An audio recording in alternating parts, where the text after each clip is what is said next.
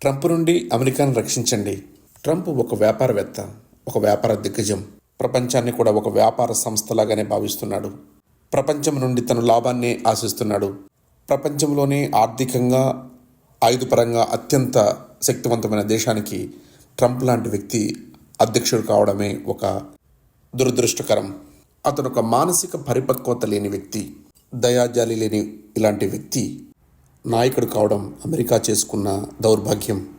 America ఒక అరాచకపు దేశం. శతాబ్దాలుగా ఇది ప్రపంచం మీద చేస్తున్నటువంటి దాష్టికాలకు, దమనకాండకు ట్రంప్ రూపంలో శిక్ష అనుభవించబోతుంది.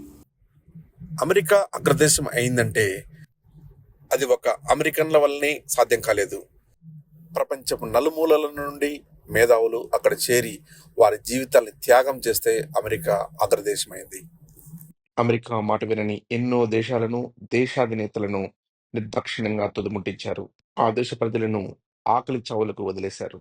సరికొత్తగా ఈ మధ్యనే వెనుజువేలా అధ్యక్షుడు మతురోని అతని భార్యని అర్ధరాత్రి వేళ బంధించి అమెరికా తరలించారు. ఇదే అమెరికా చరిత్రలో అత్యంత భయంకరమైన తప్పిదం. ఒక స్త్రీని అర్ధరాత్రి వేళ బంధించి మరీ తీసుకెళ్లడం ఒక నేరం.